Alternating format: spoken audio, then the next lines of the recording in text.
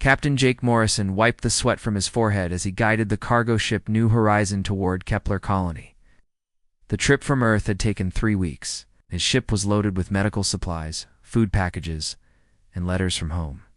Jake had been making these runs for 5 years now, and he knew every family on the 12 human colonies, scattered across nearby star systems. The colonies were small and peaceful. Most had fewer than 10,000 people. Scientists studied alien, plants, and rocks. Farmers grew crops in the strange soil of distant worlds. Children went to school and played games just like kids back on Earth. It was a quiet life.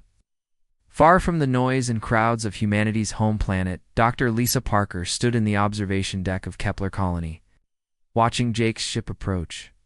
She was the chief scientist here, studying the local wildlife and plants. Lisa had spent 8 years on Kepler, and she loved the work. The planet was beautiful, with purple grass and 2 small suns that painted the sky in amazing colors at sunset. "Another supply ship coming in," said Commander Ryan Brooks, joining Lisa at the window. Ryan was in charge of colony security, but his job was mostly boring. The biggest problems he dealt with were broken equipment and the occasional argument. Between colonists, the 12 colonies had never faced any real danger. Lisa smiled as she watched the cargo ship land. "Jake always brings us treats from Earth. Last time, he had real chocolate." Amichan pressed her face against the window of the school transport as it flew over Kepler Colony. The 11-year-old girl was excited because her parents had promised to take her to see the new flowers that Dr. Parker had discovered. Amy lived with her mom and dad in the colony's small residential area. Her father worked with the farming teams, and her mother helped run the colony's computer systems. At all those pretty lights, Amy said to her friend sitting next to her. The transport was carrying 48 children from 3 different colonies to a science fair, where they would show their projects and learn about space. 3 days after Jake's arrival, Dr. Parker was working in her lab when her equipment started. Beeping in a strange pattern, energy readings on her screens showed something she had never seen before. Large objects were moving at the edge of their solar system, coming closer to Kepler Colony. Lisa ran to find Commander Brooks. "Ryan, you need to see this. There are ships out there, big ones." Ryan looked at the data and felt his stomach drop. The objects were huge, much larger than any human ship. They were also moving in formation, like a military fleet. "Are you sure? These readings are correct?" "I've checked them 3 times, Lisa said. "Whatever those things are, they'll be here in less than 6 hours." The colony's emergency alarm started ringing. People came out of their homes and workplaces looking confused and scared. Most of them had never heard that alarm before. Ryan used the colony's communication system to speak to everyone. "This is Commander Brooks. We have detected unknown ships approaching our system. Please remain calm and stay close to the colony buildings. We're trying to make contact with the ships to learn their intentions." Jake Morrison was loading his cargo ship when the alarm started. He had planned to leave for the next colony in a few hours, but now he wasn't sure if he should stay and help or try to get away. He decided to stay. These people were like family. To him, the alien ships appeared in Kepler's sky like silver drops falling from the stars.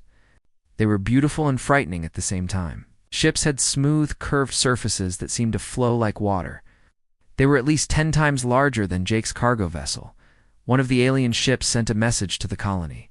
A voice that came through their communication system was soft and musical, speaking perfect English. "Greetings, inhabitants of this world. We are representatives of the Zephyrian Collective. We come in peace to meet the species called humans. We request permission to land and speak with your leaders." Dr. Parker and Commander Brooks looked at each other. This was humanity's first contact with alien life, and it was happening at their small colony. Lisa took a deep breath and responded, "Welcome to Kepler Colony. I am Dr. Lisa Parker, chief scientist here. We would be honored to meet with you. You may land at the coordinates we are now sending." The alien ship that landed was smaller than the ones in orbit, but still impressive. It touched down gently in the colony's main square. A doorway opened, and 3 beings stepped out. The aliens were tall and thin, with pale blue skin and large, dark eyes. They moved gracefully, as if they were dancing rather than walking. Their leader spoke in that same musical voice. "I am Ambassador Zelen of the Zephyrian Collective. We represent 12 species from across this region of the galaxy. We have been watching your small settlements with great interest." Lisa felt excited and nervous at the same time. "We're happy to meet you. Please, come inside where we can talk more comfortably." In the colony's meeting room, Ambassador Zelen explained that the collective was a group of intelligent species that worked together for peace and trade. They had been exploring this part of space for many years, mapping planets and meeting new civilizations. "Your species interests us greatly," Zelen said. "We have observed your 12 colonies and studied your behavior. You seem to be a peaceful people focused on learning and growing food. This is admirable." Commander Brooks felt proud of humanity's reputation. "We believe in exploration and knowledge, want to understand the universe around us." But something in the alien's large eyes made Lisa feel uncomfortable. Zelen and the other aliens kept looking at the humans in a strange way, as if they were studying animals in a zoo. Over the next 2 days, more alien ships arrived. Representatives from different species came to visit the colony. There were the tall blue Zephyrians, smaller green beings called Korthok, and others that looked like walking crystals or flowing liquid. The aliens asked many questions about human biology, psychology, and culture. They seemed particularly interested in how humans dealt with pain, stress, and conflict.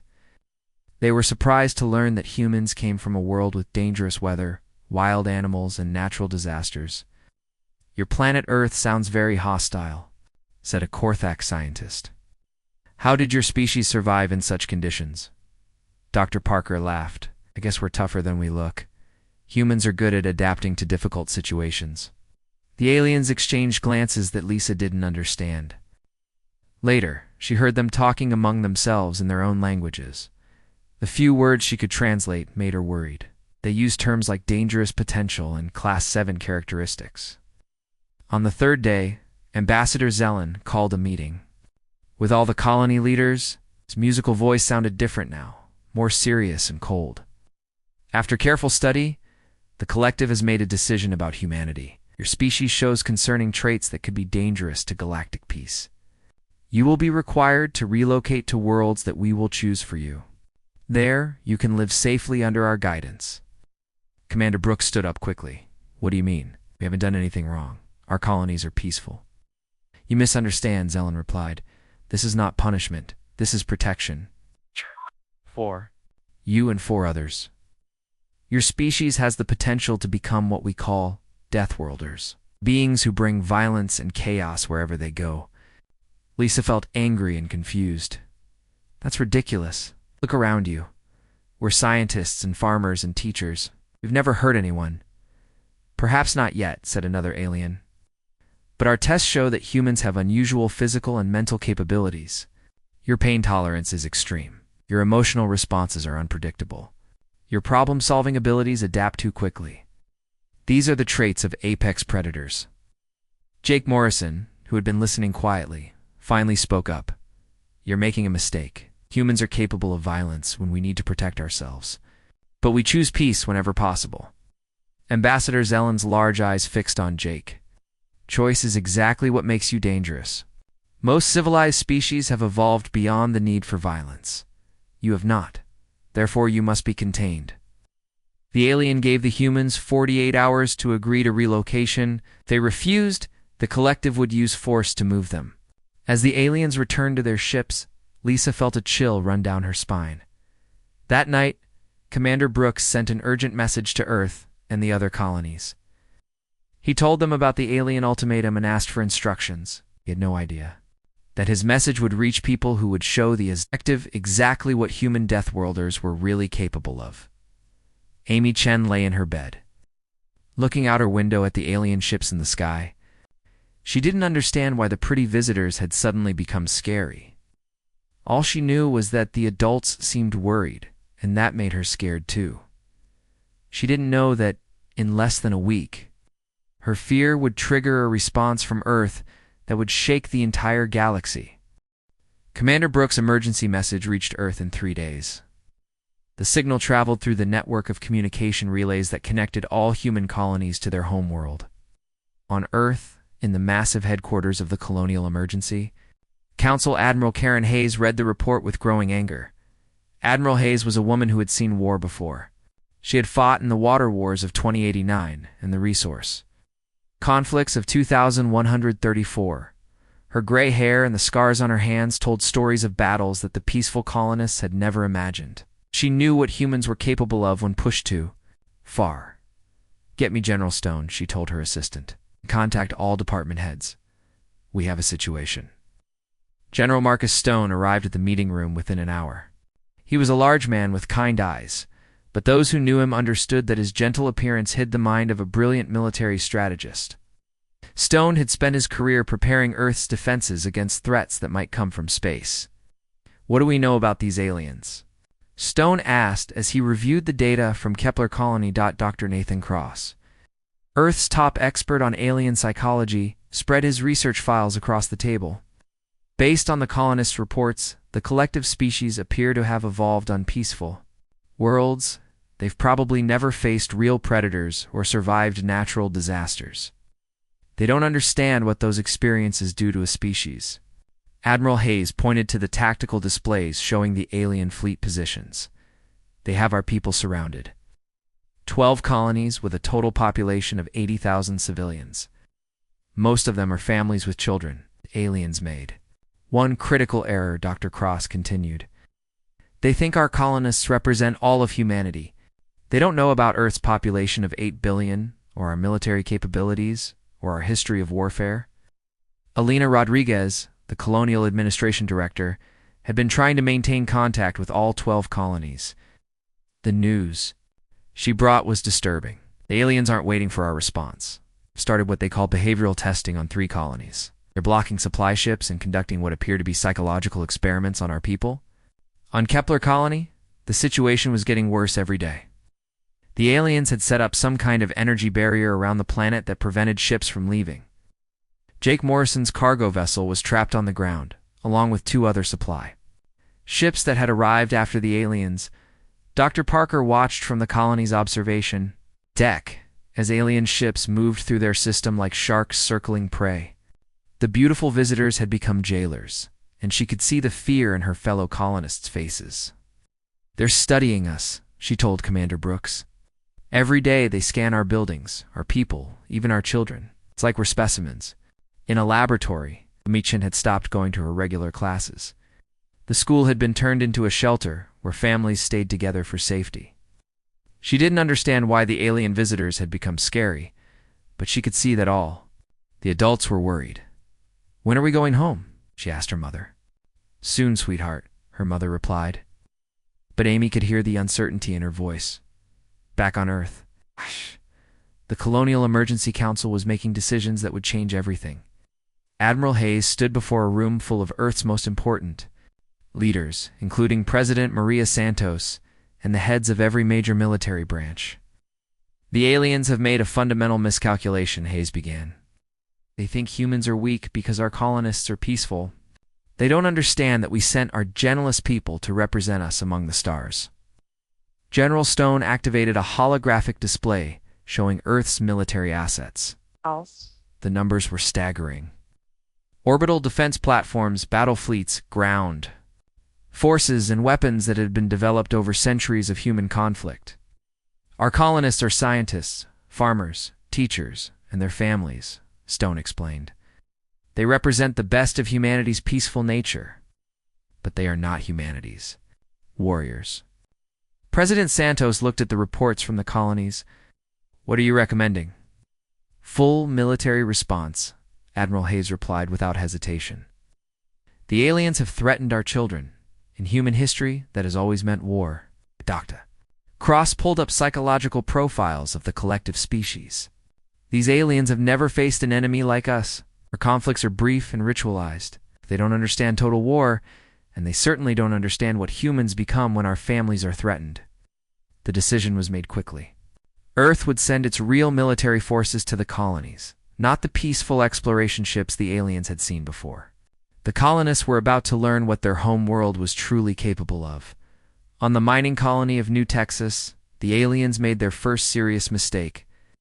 A collective ship attacked a transport carrying supplies to the colony's school. Ship was destroyed, and 17 people died, including 3 teachers, who had been bringing educational materials to the children. The news of the attack spread through all the colonies within hours.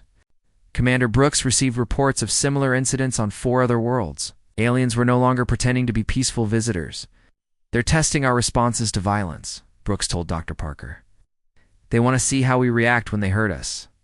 What the aliens didn't know was that their attacks were being recorded and transmitted to Earth. Every act of aggression was being analyzed by military strategists who had spent their lives studying warfare. Admiral Hayes watched the recordings. With growing fury, they attacked a school transport. It killed teachers. General Stone's expression was grim. Gets worse. Intelligence reports indicate they're planning to capture children from multiple colonies for what they call extended behavioral studies. The words hung in the air like a death sentence. Every person in the room understood what that meant. The aliens were planning to take human children. Dr. Cross shook his head sadly. They have no idea what they've just done in all of human history. Threatening our young has triggered our most extreme protective responses. The Colonial Emergency Council authorized Operation Homecoming. It was the largest military deployment in human history. Battle fleets that had been hidden in the outer solar system began moving toward the colonies. Soldiers who had trained for decades in Earth's harshest environments prepared for war. On Kepler Colony, Amy Chen was playing with her friends when the alien soldiers came. They walked into the school shelter with weapons that looked like silver sticks. Their leader, a tall Zephyrian, spoke in that musical voice that no longer seemed beautiful. "We require specimens for study. The young ones will come with us." Dr. Parker stepped in front of the children. "You can't take them. They're just kids. They are examples of your species at its most adaptable stage," the alien replied. "We must understand how humans develop their dangerous capabilities." Commander Brooks tried to stop them, but the alien weapons stunned him before he could react. Jake Morrison and several other colonists were also knocked unconscious when they tried to protect the children. Amy and 47 other children from 3 colonies were taken to the alien ships. As their transport flew away from Kepler Colony, Amy pressed her face against the window and watched her home disappear below. She didn't know that her capture had just been reported to Earth. She didn't know that Admiral Hayes had received the news and immediately authorized the deployment of Earth's deadliest military units. She didn't know that General Stone was preparing to show the collective what human Deathworlders really looked like when their young were threatened. All Amy knew was that she was scared and wanted to go home. But in taking her and the other children, the aliens had made the one mistake that would unite all of humanity in righteous fury. The gentle colonists the aliens had studied were about to be reinforced by 8 billion humans who had evolved from the most successful predators in Earth's history.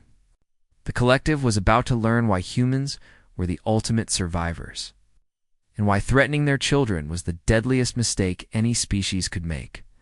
On Earth, the first battle fleets were already launching. The real humans were coming, and they were very, very angry.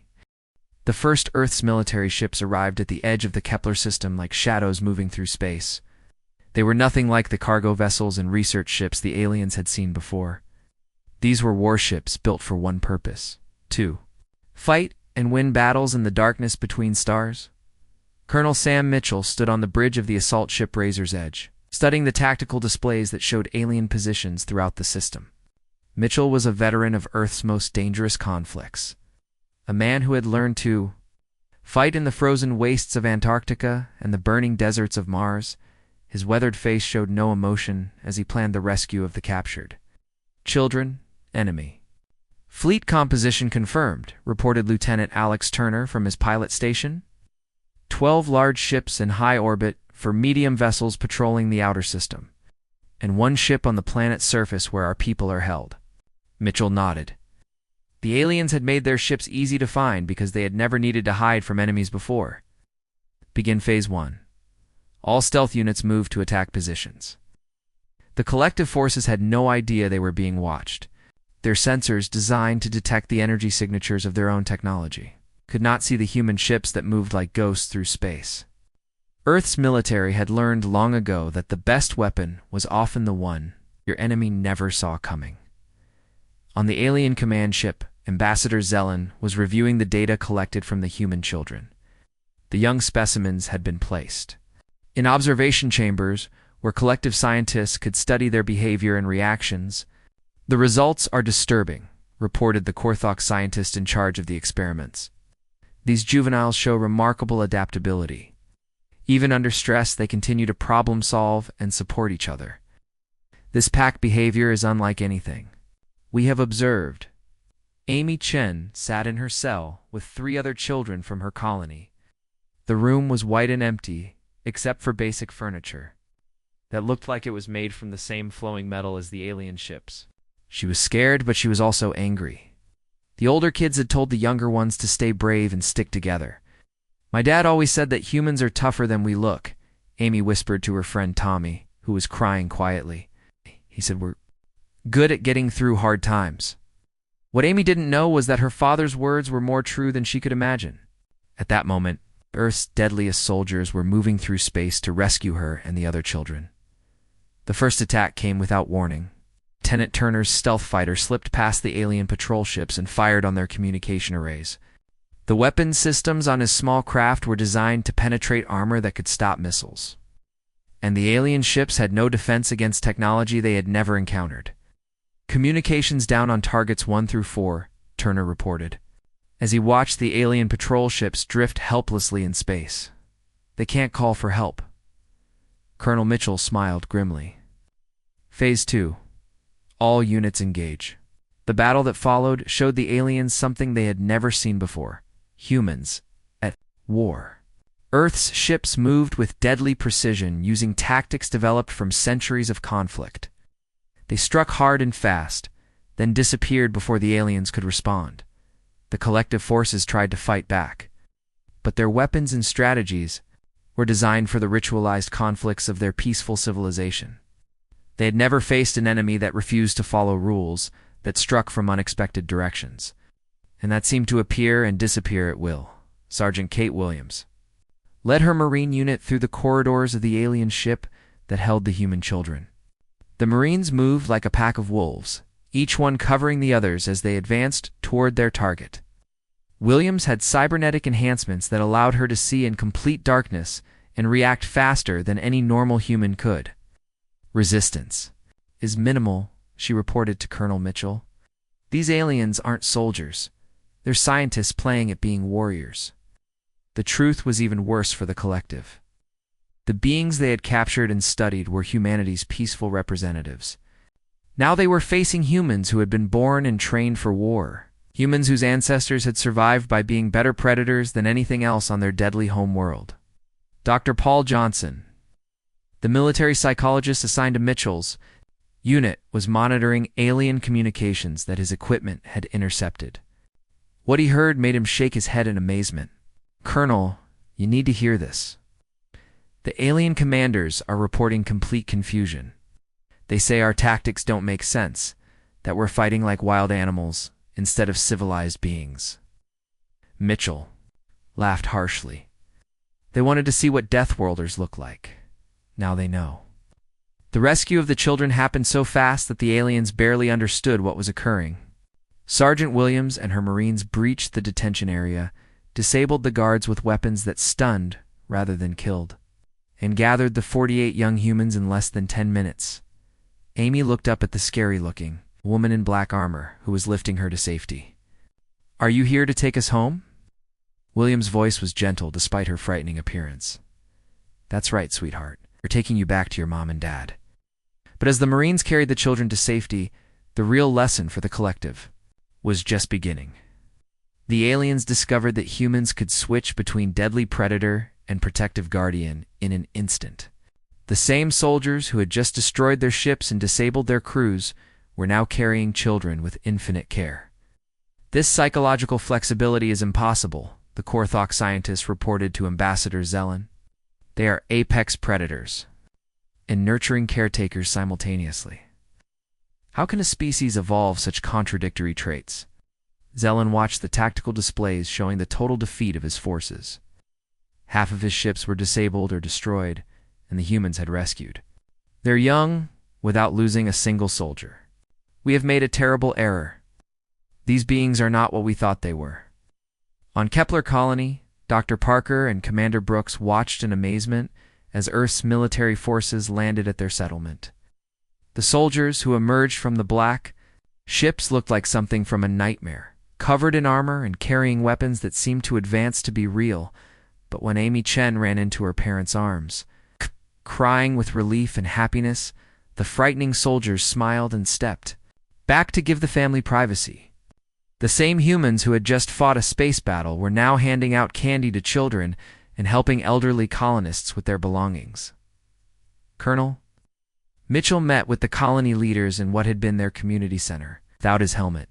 He looked like a normal middle-aged man, someone who might work in an office or teach at a school. The immediate threat has been neutralized, he reported. But this is just the beginning.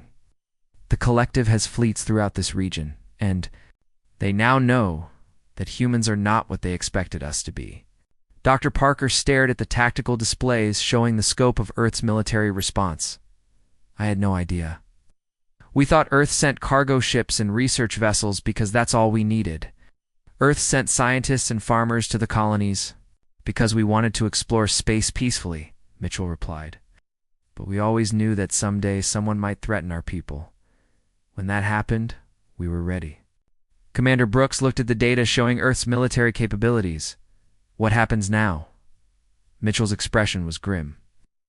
Now the collective knows they're dealing with a species that has spent millions of years learning to survive on a world that tried to kill us every day. They've seen what humans do when our children are threatened. The colonel paused, looking out the window at his soldiers, who were helping to rebuild what the aliens had damaged. The question is whether they're smart enough to leave us alone, or foolish enough to keep fighting. On the alien command ship, Ambassador Zelen was asking himself the same question. His forces had been defeated by an enemy that seemed to come from nowhere, fight with impossible tactics, and then show mercy to prisoners and care for their own young. He was beginning to understand that the collective had not encountered a species they could control. They had found the one species in the galaxy that was more dangerous than they could have imagined. And they had made that species very, very angry. The real war was about to begin. The collective's war council met in the massive command ship that served as their fleet headquarters. Representatives from all 12 species sat around a circular table, their faces showing confusion and fear. The beings who had ruled this part of the galaxy for thousands of years were facing something they had never encountered before: total defeat by an enemy they didn't understand. Report on human capabilities, demanded High Commander Vex, the senior Zephyrian leader. His musical voice now carried notes of anger and frustration. The Korthok military analyst activated a holographic display showing the recent battle. Their technology is not superior to ours. Their ships are actually less advanced in many ways. But their tactics are completely unpredictable. They attack from multiple directions, disappear when we try to respond, and adapt their strategies. During the fight? How is this possible? Asked the Crystal Being representative. Civilized warfare follows established patterns. There are rules and procedures that all intelligent species understand. Dr. Paul Johnson sat in a small prison cell aboard the same ship, listening to every word through the translation device his captors had given him. The military psychologist had been captured during a reconnaissance mission, but his presence was giving him valuable intelligence about alien thinking. They don't understand, he whispered to himself. They think war is a game with rules. Meanwhile, Captain Tony Garcia was proving just how wrong the aliens were. Garcia led Earth's special operations teams, soldiers trained in psychological warfare and unconventional tactics. His current mission was to break apart the collective alliance by exploiting the fears and rivalries between different species. Garcia studied the intelligence reports about each alien race. The Zephyrians were proud and considered themselves the leaders of the collective. The Korthok were cautious and worried about their own survival. crystal beings were logical but inflexible. Each species had weaknesses that humans could exploit. Begin Operation Fracture, Garcia ordered his teams. Target their communication networks and make each species think the others are betraying them. The psychological warfare campaign began with small actions that seemed like accidents. Human ships attacked Zephyrian vessels while broadcasting signals that appeared to come from Korthok sources. Korthok supply lines were disrupted by weapons that used crystal being technology. Each species began to suspect that their allies were secretly working against them. Commander Rachel Kim commanded the human fleet that was harassing collective forces throughout the region. Kim had developed new tactics that used small groups of ships to attack larger fleets, then disappear before the enemy could organize a response. The aliens fight like they're performing in a ceremony, Kim explained to her officers. They move their ships in perfect formations and signal their intentions before they attack. They're fighting the way their ancestors did thousands of years ago. Her tactical officer, Lieutenant Danny Wright, studied the alien movement patterns. They can't adapt to our changes, Captain. Every time we try something new, it takes them hours to figure out how to respond. Dr. Helen Foster was documenting the psychological impact of human warfare on collective forces. As an anthropologist, she was fascinated by how quickly the alien alliance was falling apart under pressure. Fear is spreading through their ranks, she reported to General Stone via encrypted communication. Species that have been allies for centuries are starting to turn on each other. They've never faced an enemy that attacks their minds as well as their ships. On the collective command ship, High Commander Vex was discovering the truth of Dr. Foster's observations. Reports were coming in from across the fleet about human attacks that seemed impossible to predict or counter. The Korthak Third Fleet, REPORTS, that Zephyrian ships fired on them during the battle at Proxima Station, said one of his assistants. That's impossible, Vex replied. I contact the Zephyrian fleet commander immediately. But when he tried to reach the Zephyrian ships, he found that their communication systems had been compromised. Messages were being intercepted, altered, and retransmitted by human intelligence teams. Each species was receiving false information that made them distrust their allies. The Crystal Being representative stood up from the War Council table. My people are withdrawing from this conflict. Cannot fight an enemy that refuses to follow logical patterns. You cannot abandon the collective, Vex protested. We are stronger together. We are weaker together, the Crystal Being replied. These humans have turned our unity into a weakness. They make us fight each other instead of fighting them. Dr. Johnson listened to this exchange with growing amazement. The aliens were doing exactly what human psychologists had predicted. Their rigid thinking and dependence on established patterns made them vulnerable to creative tactics. Captain, Garcia's teams were achieving results beyond their wildest expectations. By studying captured alien equipment and interrogating prisoners, they had learned to perfectly mimic each species' technology and communication methods. The collective forces were fighting ghosts that looked like their own allies. Sir, we've successfully turned 6 different species against each other, reported Garcia's intelligence officer. The Korthok are convinced that the Zephyrians are planning to sacrifice them. Crystal beings think everyone else is too chaotic to trust. The liquid form species believe their communications are being monitored by hostile allies. Garcia nodded with satisfaction. Now we implement Phase 3, mercy. The most disturbing aspect of human warfare, from the collective's perspective, was humanity's treatment of prisoners and defeated enemies. Lieutenant Wright had been put in charge of the alien soldiers captured during recent battles, and his actions were confusing every assumption the collective had made about human nature.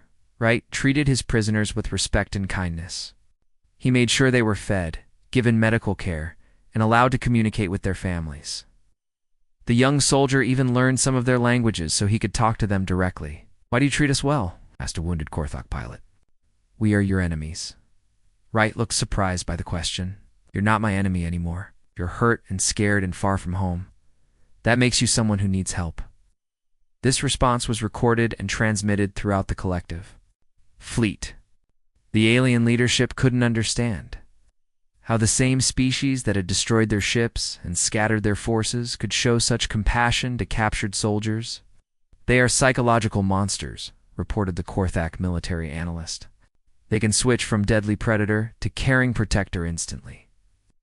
This emotional flexibility gives them an impossible advantage in both warfare and diplomacy."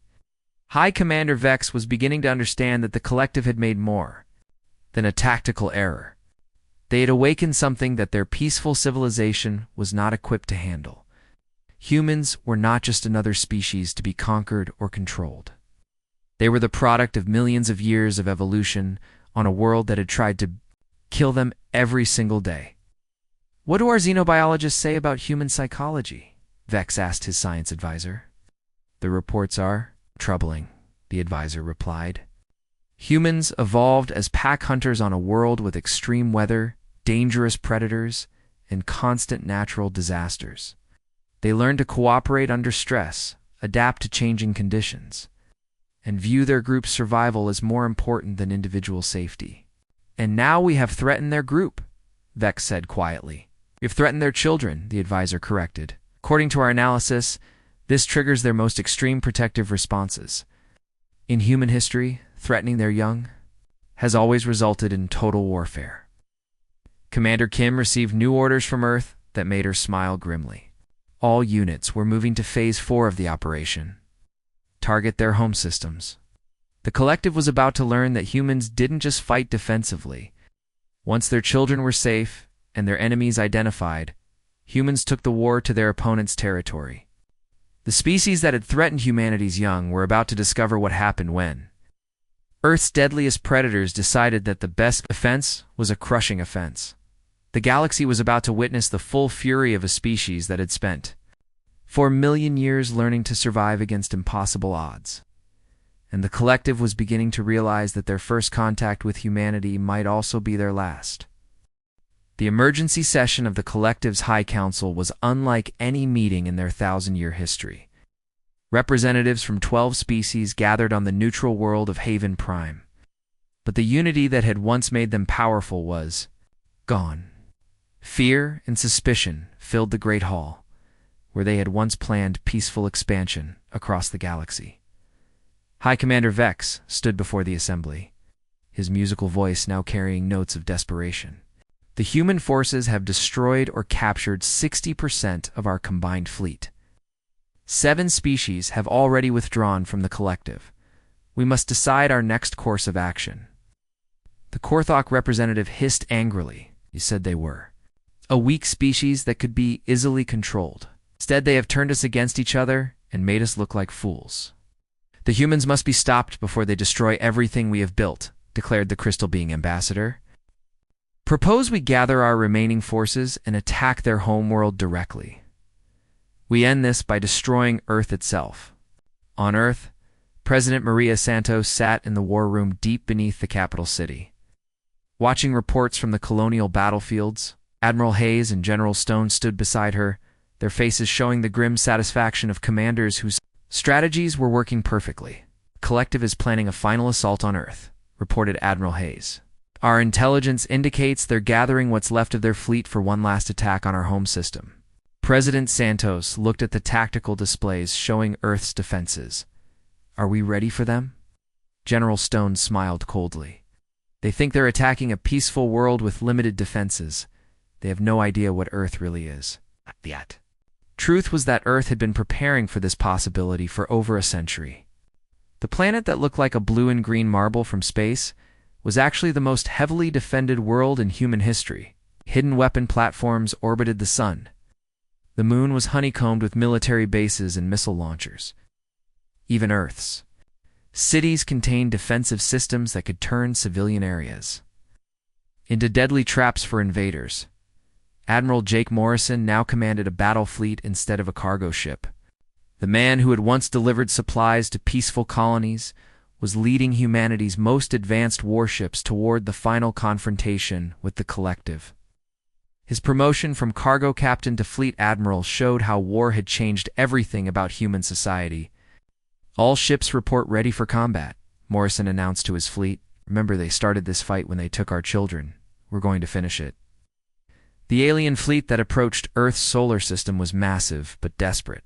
Ships from 6 different species flew in loose formation, their crews frightened and demoralized by months of defeats. They had never faced an enemy like humanity, and their confidence was broken.